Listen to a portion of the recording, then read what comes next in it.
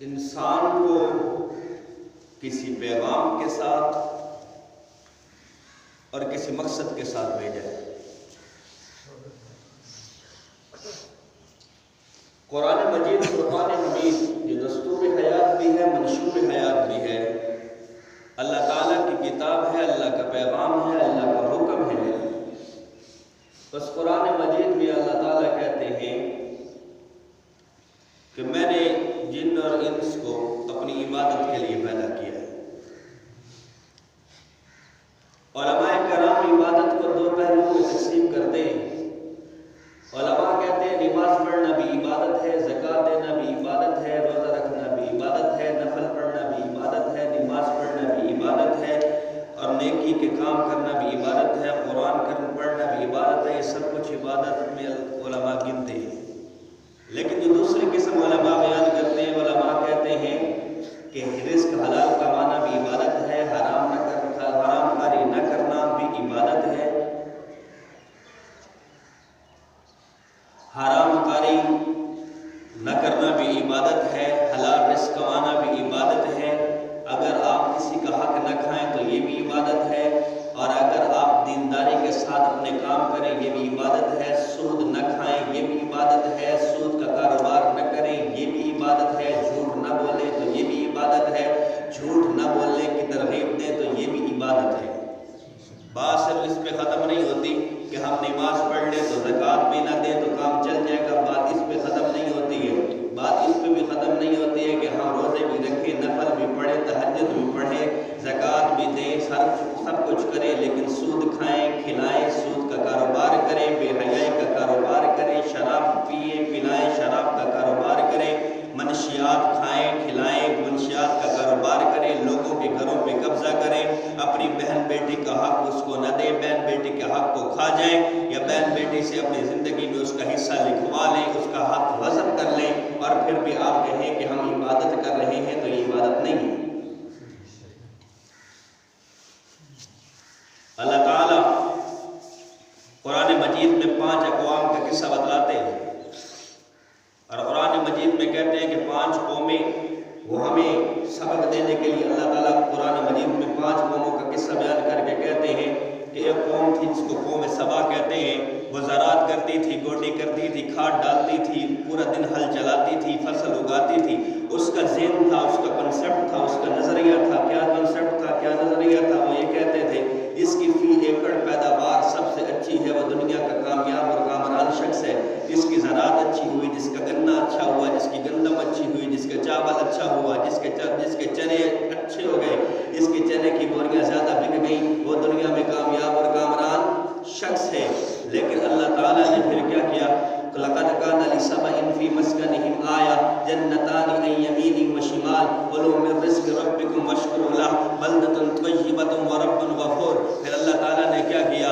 اللہ تعالیٰ نے ڈیموں کے منہ کو توڑ دیا، سیلاب آیا، جہاں باغات تھے وہاں کھنڈرات ہو گئے، جہاں محل تھے وہاں جھاڑیاں بنجر بیاباں زمین ہو گئی۔ اللہ نے پوری قوم سبا کو تہس نہس کر کے رکھ دیا، اور امت محمدیہ کو پیغام یہ دیا کہ اے میری امت، زراعت ضرور کرنا، گوڈی ضرور کرنا، کیمیکل ضرور ڈالنا، کھاد ضرور ڈالنا، ہل ضرور چلانا، اچھی سے اچھی فصل ضرور اگانا، مگر اس کو کامیابی اور کامرانی کا راز نہ سمجھنا۔ پھر اس کے بعد دوسری قوم آئی جس کو قوم نوح کہتے ہیں، وہ ٹھاٹ باٹ کو اور اچھے کھانے پینے کو، پروٹوکول کو کامیابی اور کامرانی کا راز سمجھتے تھے۔ قوم نوح کی عادت تھی، وہ کہتے تھے کہ ہم اٹھیں تو دنیا اٹھے، ہم بیٹھیں تو دنیا بیٹھے، ہم چلیں تو دنیا چلے۔ وہ عہدوں کو، وہ منصب کو، وہ جاہ و جلال کو کامیابی اور کامرانی کا راز سمجھتے تھے۔ معاذ اللہ حضرت نوح کو کہتے تھے کہ اے نوح، اگر اللہ نے ہماری تبلیغ کے لیے، ہمیں نیکی کی ہدایت دینے کے لیے، ہمیں بہتری کی طرف بلانے کے لیے کوئی نبی بھیج نہیں تھا تو تجھ جیسے کہ معاذ اللہ کمی قوم سے کیوں بھیجا؟ وہ اپنے آپ کو تکبر میں، غرور میں، اچھی پوسٹ پر، اچھی منصب پر، دولت کو وجہ سے اپنے آپ کو کامیاب اور کامران شخص سمجھتے تھے۔ اللہ تعالیٰ نے کیا کیا؟ اللہ نے آسمان سے پانی برسایا، زمین نے پانی اگلا، پتوں سے پانی نکلا، تندور سے پانی نکلا، پوری زمین روئے زمین پر پانی پانی ہو گیا۔ جو سر جھکتے نہیں تھے زمین پر پڑے گدھوں کے نشانہ بنتے رہ گئے۔ لیکن اللہ تعالیٰ نے قوم نوح کو تباہ کر کے امت محمدیہ کو یہ پیغام پیغام دیا اے امت محمدیہ وزیر اعظم ضرور بننا, مجسٹریٹ ضرور بننا, ایم پی اے ضرور بننا, ایم این اے ضرور بننا, تھانے دار ضرور بننا, اسسٹنٹ کمشنر ضرور بننا, ڈپٹی کمشنر ضرور بننا, سیکرٹری بھی بن جانا, سب کچھ کر لینا, وکیل بھی بن جانا, ڈاکٹر بھی بن جانا, مجسٹریٹ بھی بن جانا, سب کچھ بن جانا, لیکن اس کو کامیابی اور کامرانی کا راز نہ سمجھنا. پھر اس کے بعد تیسری قوم آئی جس کو ہم قوم سمود کہتے ہیں. اس نے سائنس اور ٹیکنالوجی کو اپنی کامیابی اور کامرانی کا راز سمجھا.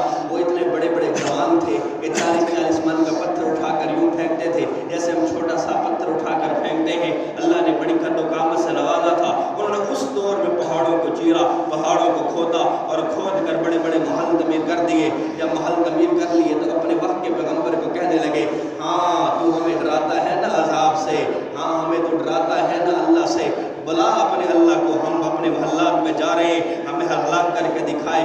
اللہ نے فرشتے کو حکم دیا, فرشتے نے چیخ ماری, یہ محلات میں پہاڑوں میں پڑے ہوئے لوگوں کی کلیجے پھاڑ کے اللہ نے رکھ دیے اور امت محمدیہ کو یہ پیغام دیا, میزائل ضرور بنانا, بم ضرور بنانا, اے سی ضرور بنانا, فریج ضرور بنانا, جنریٹر ضرور بنانا, سائنس اور ٹیکنالوجی میں بہت ترقی کرتے جانا, انسولین بنانا, سب کچھ بنانا, شوگر کا علاج بنانا, ہیپاٹائٹس کا علاج بنانا, کینسر کا علاج بنانا, دنیا کے ہر شعبے میں ترقی کرتے جانا, مگر اس کو کامیابی اور کامرانی کا راز نہیں سمجھنا.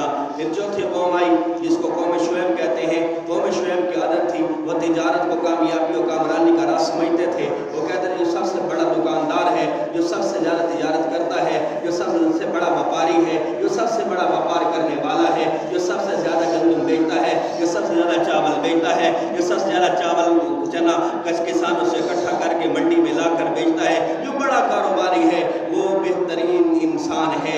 پھر اس نے کیا قوم شعیب کی عادت تھی, وہ اتنے ماہر اور مکار تاجر تھے, وہ اندھے کو اینک بیچتے تھے, اپاہج کو سائیکل بیچ دیتے تھے. پھر ظلم یہ کرتے تھے, جس کو سامان بیچتے تھے راستے میں ڈاکو راسن بٹھائے ہوئے ہوتے تھے, ادھر سے اطلاع دیتے تھے کہ فلاں شخص اتنا مال لے کر آ رہا ہے, راستے میں وہ ڈاکو ان سے مال لوٹ کر واپس گوداموں میں لے کے چلے آتے تھے, ان کو پیسہ مل جاتا تھا, مال واپس آ جاتا تھا. اللہ تعالیٰ نے کیا قوم شعیب کو حضرت شعیب نے بڑا سمجھایا, بڑا روکا, لیکن ان کے پلے کوئی بات نہ پڑی. وہ یہی سمجھتے رہے کہ تجارت ہی کامیابی اور کامرانی کا راز ہے. جس طرح ہمیں مولوی سمجھاتے رہتے ہیں نماز پڑھ لو, ہم کہتے ہیں کامیابی کا راز یہ نہیں ہے, کامیابی کا راز تو دکانداری ہے. دکاندار کو جب کہتے ہیں اللہ کی راہ میں وقت نکالو, وہ کہتا ہے دکان کو چھوڑ دو, اللہ کی راہ میں چل پڑو. اس طرح قوم شعیب بھی کہتے تھے جو بڑا تاجر ہے, جو بڑی تجارت کرنے والا ہے, وہ دنیا کا کامران و کامیاب شخص ہے. اللہ تعالیٰ نے کیا جمعے کا وقت تھا, سب لوگ جمعے پڑھ کے سوئے, جمعے کے بعد سب لوگ سو گئے, زور کے بعد جب سب لوگ زور کے وقت کے بعد سوئے, اللہ نے سب کے لیے آسمانوں پر سب کے سروں کا ایک ایک پتھر بھیجا جو سب کے سروں کو لگا. اللہ نے سب کے بڑے بڑوں کو سب کے سروں کو مسل کر رکھ دیا. اوپر سے کنکروں کی بارش کی, وہ بارش جو ابابیل نے کی تھی, لیکن وہ بارش جب کی تو اللہ نے تمام کے تمام پوری قوم شعیب کے جسم کے چھلنی کر کے رکھ دیا, جیسے گولیوں کی بچھاڑ ہو, جیسے ٹینکوں کا ٹینک پھٹے ہوں, بم پھٹے ہوں, توپوں کی گولے پھٹے ہوں, وہ جسموں کے لوتھڑے نکال کے اللہ نے رکھ دیے. لیکن قوم شعیب کو پیغام دیا تجارت ضرور کرنا. قوم شعیب کے ذریعے ہمیں امت محمدیہ کو یہ پیغام دیا تجارت ضرور کرنا, دکانداری ضرور اپنانا, ڈیلر بننا, سب کچھ کرنا, بروکری کرنا, سب کچھ کرنا جو بھی شریعت کے مطابق آتا ہے کرنا, لیکن اس کو کامیابی اور کامرانی کا راز نہیں سمجھنا. پھر ایک قوم اور آئی جس کو ہم قوم لوط کہتے ہیں. قوم لوط کی عادت تھی وہ باڈی بنانے کو, جسہ بنانے کو, اور ٹٹ فار ٹیٹ رہنے کو, اچھے کپڑے پہننے کو. اور اب یہ نوجوانوں کی بھی عادت ہے شیشے کے آگے کھڑے ہو کر آدھا گھنٹہ کنگھی کرتے ہیں. وہ قوم لوط کی بھی عادت تھی. وہ کام کیا کرتے تھے, وہ کام یہی کرتے تھے, شیشے کے آگے کھڑے رہتے تھے, اپنے آپ کو بناتے سنوارتے رہتے تھے, اور وہ کہتے تھے جو زیادہ خوبصورت دکھتا ہے, جو سب سے بڑا باڈی بنانے والا ہے, جو سب سے بڑا طاقتور ہے, وہی کامیابی اور کامرانی کا مالک ہے, وہی کامیاب اور کامران ہے. اور پھر وہ کہتے تھے جس نے اچھے کپڑے پہنے ہیں وہ کامیاب ہے. وہ کہ ہمارے اندر بھی عادتیں آ گئی ہیں, ہماری نسلیں بھی کہتے ہیں جس کے کپڑے اچھے ہیں وہی بہترین انسان ہے. میں محفل میں جا رہا ہوں, میں پروگرام میں جا رہا ہوں, میں کلخانی پہ جا رہا ہوں, میں جنازے پہ جا رہا ہوں, میں کسی پارٹی میں جا رہا ہوں, میرے کپڑے ٹھیک نہیں ہوں گے, لوگ میری پہچان نہیں کریں گے, میرے کپڑے ٹھیک نہیں ہوں گے, میری کنگھی ٹھیک نہیں ہوگی, لوگ کہیں گے فقیر اٹھ کے آ گیا ہے. ہماری نسلیں آدھا پونا گھنٹہ شیشے کے آگے کھڑی ٹائم ضائع کرتی ہیں. اور وہ قوم لوط کا بھی یہی کام تھا, وہ اسی کام میں پڑے رہتے تھے. اللہ نے کیا کیا, اللہ نے پھر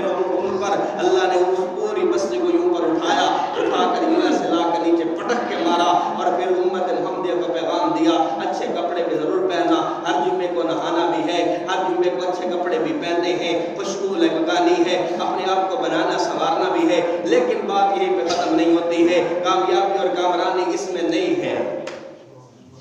اب سوال یہ پیدا ہوا، پھر اللہ تعالیٰ سے ہم آگے ہی پوچھ لیتے ہیں، اے اللہ یہ بتا، جب تیری کامیابی اور کامرانی نہ دولت میں ہے، نہ تجارت میں ہے، نہ بڑے عہدوں میں ہے، نہ منصب میں ہے، نہ زراعت میں ہے، نہ بننے اور سنورنے میں ہے، نہ سائنس اور ٹیکنالوجی میں ہے، تو اللہ تو ہی بتانا کامیابی کس میں ہے؟ اللہ تعالیٰ سو شمس میں آخری پارہ ہے، سو آخری پارے میں سو شمس میں فرماتے ہیں قد افلح قد افلح قد افلح۔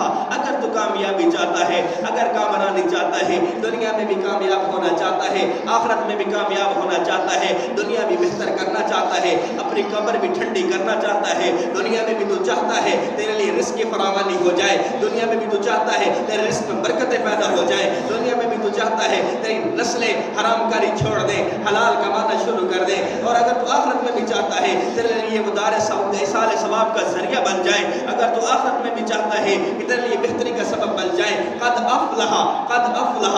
اگر تو کامیابی اور کامرانی چاہتا ہے، من زکاہا من زکاہا، اپنے دل کے اندر کی سیاہی کو دور کر، اپنے دل کے اندر کی خرابی کو دور کر، تیرا دل اپنے دل کی سیاہی کو دور کر۔ کس چیز کی سیاہی کو؟ سود کی سیاہی کو، جھوٹ کی سیاہی کو، زنا کی سیاہی کو، شراب کی سیاہی کو، بے ایمانی کی سیاہی کو، دو نمبری کی سیاہی کو، ناجائز منافع خوری کی سیاہی کو، ملاوٹ کی سیاہی کو، والدین کی بے ادبی کی سیاہی کو، اور پھر والدین کے لیے بیٹوں کو حقوق نہ دینے کی سیاہی کو، ماں اور بیٹی کا حق کھانے کی سیاہی کو، اپنے دل کی ظلمت کو دور کر۔ اگر تو اپنے دل کو پاک کر لیتا ہے، صاف کر لیتا ہے، تو دنیا کا کامیاب اور کامران انسان ہے۔ اے اللہ ہمارے پاس تو کوئی گولی بھی نہیں، ہمارے پاس تو کوئی ٹیبلٹ بھی نہیں، ہمارے پاس کوئی ڈرپ بھی نہیں، ہمارے پاس تو کوئی انجیکشن ہی نہیں، ہمارے پاس کوئی ایسی ٹیکنالوجی نہیں کہ ہم وہ دل پر لگائیں ہمارا دل صاف ہو جائے، جھوٹ سے ہمارا دل صاف ہو جائے، بے نمازیوں کے دل صاف ہو جائے، روزہ نہ رکھنے سے جو دل سیاہ ہو گیا وہ بھی سفید ہو جائے، جھوٹ بولنے سے جو دل سیاہ ہو گیا وہ بھی سفید ہو جائے۔ تو اللہ ہمیں بتا تو صحیح کون سی ٹیکنالوجی کا استعمال کریں؟ اللہ کہتا ہے ہاں دنیا کی ظلمت کو دور کرنے کے لیے میں نے دو نور بنائے ہیں، جو رات کی ظلمت کو دور کرتا ہے وہ کیا ہے؟ چاند ہے، جو دن کی ظلمت کو دور کرتا ہے، دن کے اندھیرے کو دور کرتا ہے وہ سورج ہے۔ اللہ کہتا ہے میں نے انسان کے دل کی ظلمت کو بھی دور کرنے کے لیے دو نور بنائے ہیں، ایک نور قرآن مجید ہے، دوسرا رسول اللہ صلی اللہ علیہ وسلم ہے۔ وَأَطِيعُوا اللَّهَ وَأَطِيعُوا الرَّسُولَ، اللہ اور اس کے رسول کی اطاعت کرو گے تو کامیابی پاؤ گے، فلاح پاؤ گے۔ اگر اطاعت نہیں کرو گے تو پھر تجارت کر لو کامیابی نہیں ملے گی، زراعت کر لو کامیابی نہیں ملے گی، سائنس اور ٹیکنالوجی میں جتنا اوپر جانا ہے چلے جاؤ کامیابی نہیں ملے گی۔ اگر آپ نے اپنے آپ کو بنانے میں، سنوارنے میں، جم جوائن کرنے میں، جم میں جا کر باڈی اور ڈولے بنانے میں اور دیگر خرافات میں اگر نے آپ کو کامیابی اور کامرانی کا راز سمجھنا ہے سمجھ لو، لیکن اللہ اور اس کے رسول کی اطاعت کے بغیر نہ دنیا میں تم کامیاب ہو سکتے ہو، نہ آخرت میں کامیاب ہو سکتے ہو۔ اب اللہ اور اس کے رسول کی اطاعت کس چیز میں ہے؟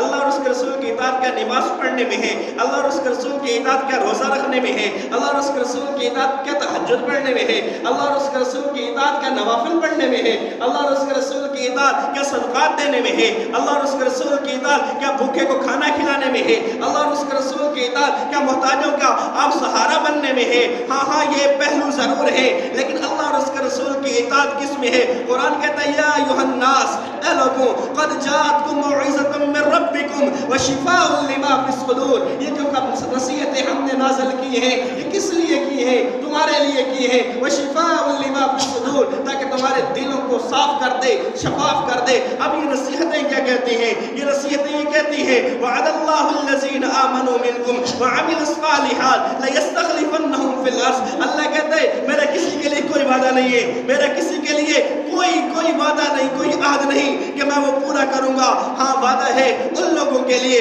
وعد اللہ الذین آمنوا منکم، وہ وہ لوگ جو تم میں سے ایمان لے کے آئے ان کے ساتھ میرا وعدہ ہے وعملوا الصالحات اور نیک اعمال کیے لَيَسْتَخْلِفَنَّهُمْ فِي الْأَرْضِ اور زمین پر میری خلافت کی اور زمین پر میری حکمرانی کی بات کرتے رہے انہی لوگوں سے میرا وعدہ ہے وَأَنْتُمُ الْأَعْلَوْنَ إِن كُنتُم مُؤْمِنِينَ اگر تم محنت کرتے رہو گے تمہیں میں قیادت بھی دوں گا تمہیں سیادت بھی دوں گا کس کی شکل میں افغانستان میں ملا عمر کی شکل میں دوں گا اور اگر تم محنت نہیں کرو گے اگر تم قربانیاں نہیں دو گے اگر تم اپنے آپ کو اس کے مطابق نہیں ڈھالو گے تو پھر اللہ کہتا ہے کوئی وعدہ نہیں ہے پھر بش بھی آئے گا پھر ٹونی بلیئر بھی آئے گا پھر ٹرمپ بھی آئے گا پھر کیا کلنٹن بھی آئے گا پھر یہ مودی بھی آئے گا پھر واجپئی بھی آئے گا یہ سارے آئیں گے اور تمہیں پریشان کرتے رہیں گے اور تم ہمیشہ پریشان رہو گے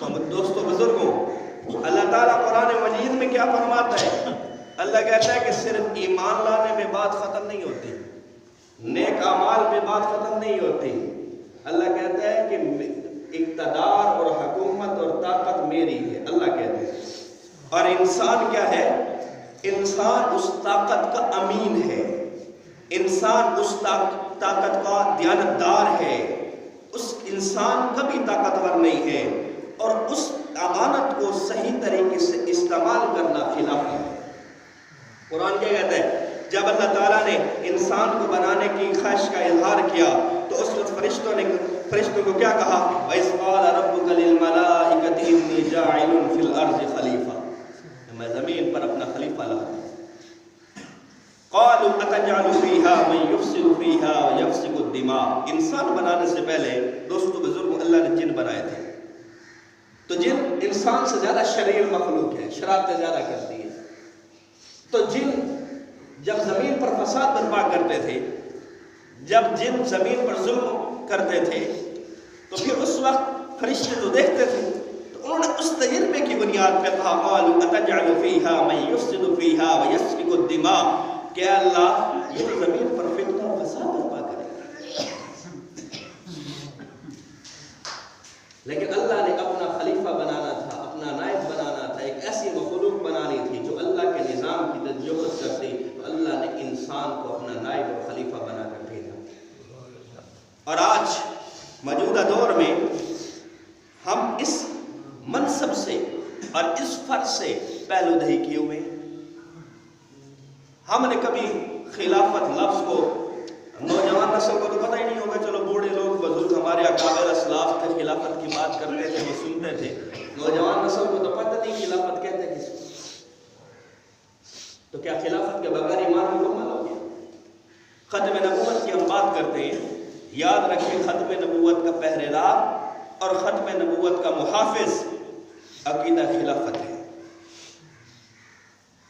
اور ہمارے ایمان کا سب سے پہلا پہلو اور جزوی عقیدہ خلافت ہے اور امامت ہے بھلا کیسے کہ احمد ابو بکر کو خلیفہ بلا فصل کہتے ہیں کہ نہیں کہتے کیوں کہتے ہیں کیونکہ نبی کریم صلی اللہ علیہ وسلم کے بعد نبوت کا باب دروازہ بند ہو گیا آپ نے نبوت کے لفافے پر جو مہر لگائی ہے جو اندر ہے وہ باہر نہیں جا سکتے جو باہر ہے وہ والے اندر نہیں آ سکتے جب نبوت کا دروازہ بند ہو گیا تو اللہ کی زمین پر پچھلی قوموں میں جب اللہ نے انسانیت کو تبلیغ کرنی تھی جب اللہ نے انسانیت کو اپنے طرف بلانا تھا جب انسانیت کو اللہ نے ظلمات سے اندھیرے سے نکال کر روشنی میں لانا تھا تو پھر اس وقت اللہ پیغمبروں کو بھیجا کرتا تھا جب رسول اللہ کو اللہ نے آخری نبی بنا کر خاتم الانبیاء کا تاج سجا کر بھیج دیا تو اب اگر انسانیت کو بھلائی کی طرف کوئی لائے گا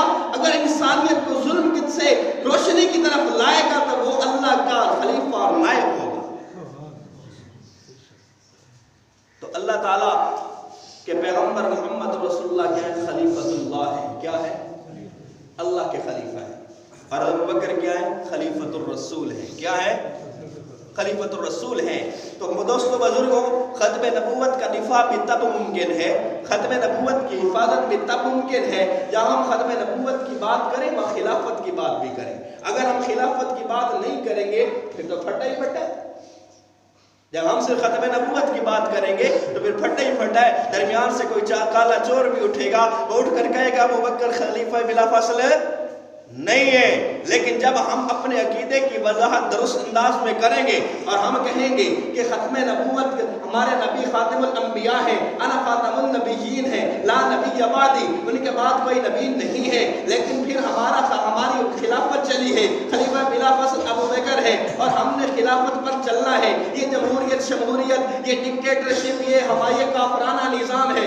یہ اسلامی نظام نہیں ہے، اور جو نظام اللہ کا ہے اس کے مطابق اگر ہم نے چلنا ہے تو پھر تبھی کامیابی اور کامرانی ہے۔ تو لہٰذا ختم نبوت اور خلافت دو آپس میں بنیادی جز ہیں، اور اگر ایک کو الگ کر دو تو دوسرے کو خطرہ لاحق ہو جاتا ہے۔ لہٰذا جب ہم خلافت اور ختم نبوت کو مل کر بیان کریں گے تو پھر نہ کوئی ابو بکر کا گستاخ ہوگا، نہ کوئی نبی کا گستاخ ہوگا۔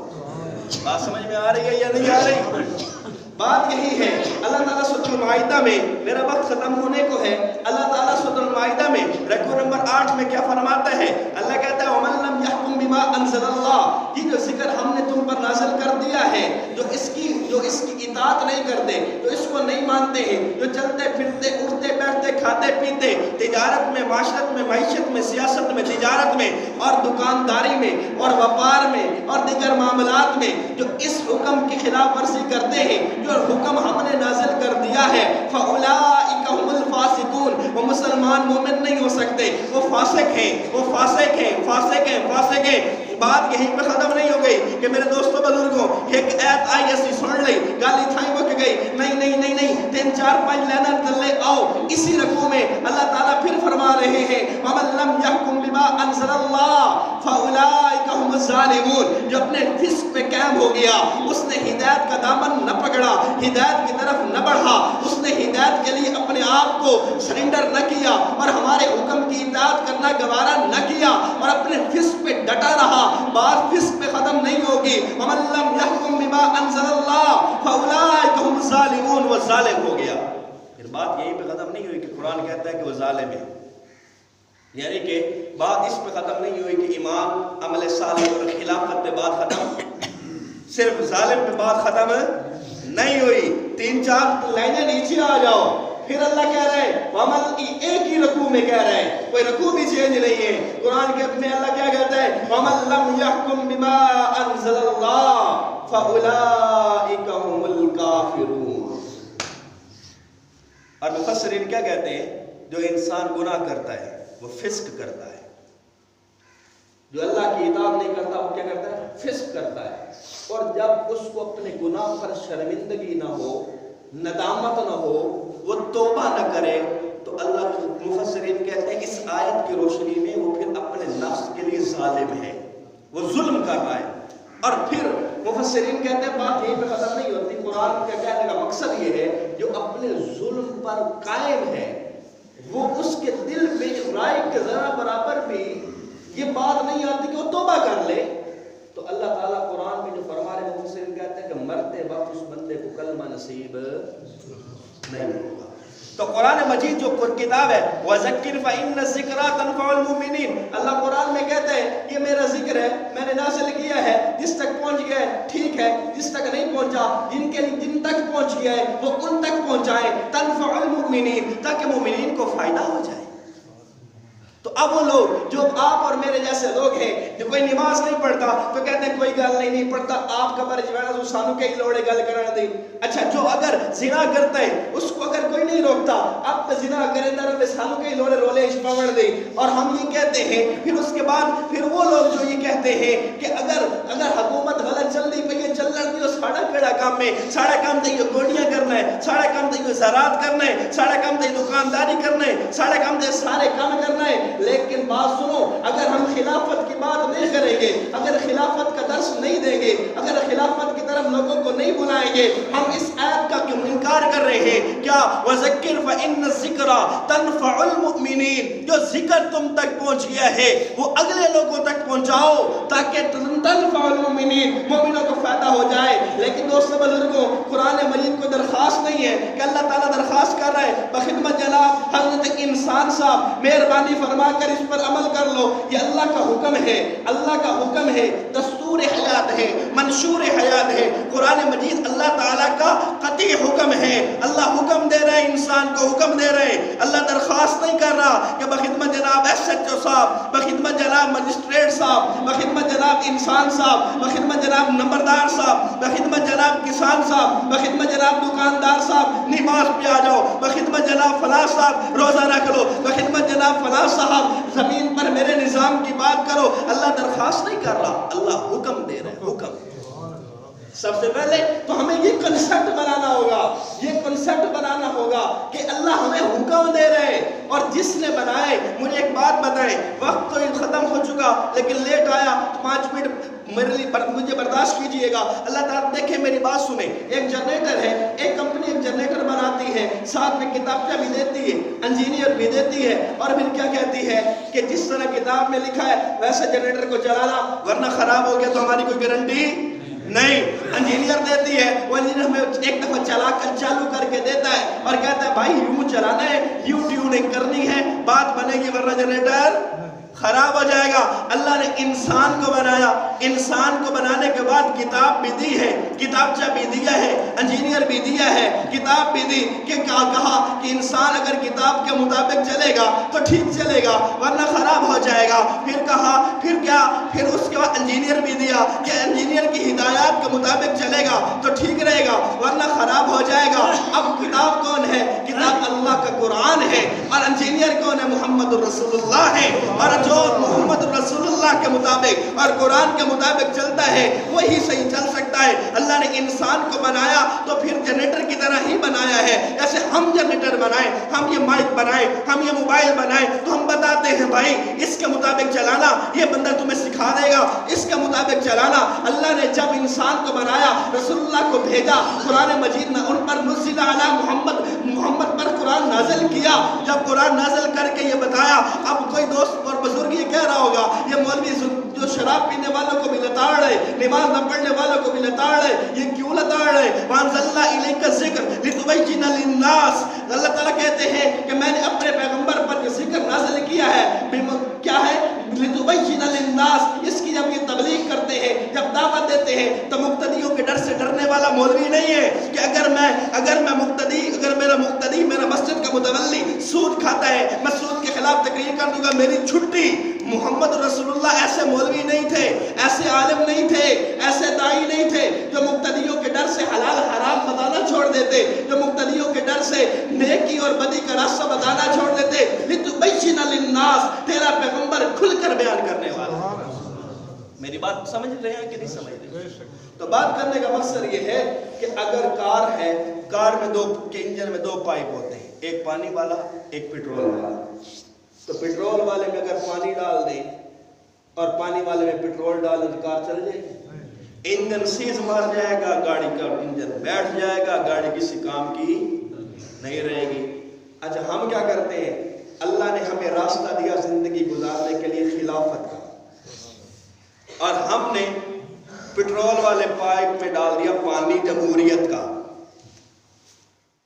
افسوس کی بات یہ ہے کہ ہم مسلمان ہیں، میں سب کو کہہ رہا ہوں، میرے جیسے مولوی بھی ہوں، سب کو کہہ رہا ہوں، جن کی زبان سے لفظ خلافت نکلا ہی کبھی نہیں۔ جب اللہ نے ہمیں راستہ دیا ہے خلافت کا، یعنی ہمارا پائپ پیٹرول والا ہے خلافت کا، اور اس پہ ہم پانی ڈال دیتے ہیں اور پھر کہتے ہیں ہم سیدھا جنت میں جائیں گے، انجن تو سیدھ مار جائے گا، جنت میں کیسے جاؤ گے؟ سوال ہے نا، جنت میں کیسے جاؤ گے؟ اللہ تعالیٰ نے واضح کر دیا۔ آخری آیات کا حوالہ دے کر اجازت چاہوں گا۔ دیکھو میرے بزرگوں دوستوں، بات یہ ہے، یہ زندگی اخروی نہیں ہے، یہ زندگی دنیاوی ہے، عارضی ہے، اس کو ختم ہو جانا ہے، یہ زندگی ایک دن ختم ہو جانی ہے، اور اس کے بعد موت ہے، انسان نے مرنا ہے، اور یہ نہیں ہے کہ آپ نے تا حیات رہنا ہے۔ وہ ابو لہب کہتا تھا رسول اللہ صلی اللہ علیہ وسلم کو کہ اے محمد، میری عقل میں تو یہ بات نہیں آتی کہ جب ہم مر جائیں گے ہماری ہڈیاں بسیدہ ہو جائیں گی، ہم مٹی میں مل جائیں گے تو زندہ کیسے ہو جائیں گے؟ تو اللہ کیا کہتا تھا؟ اللہ نے کہا پیغمبر ان کو بتانا، قل یحییھا الذی انشأھا اول مرہ، یہ پیغمبر تمہیں پہلے بنا سکتا ہے، اس کے لیے دوسری دفعہ بنانا مشکل ہے یا آسان ہے؟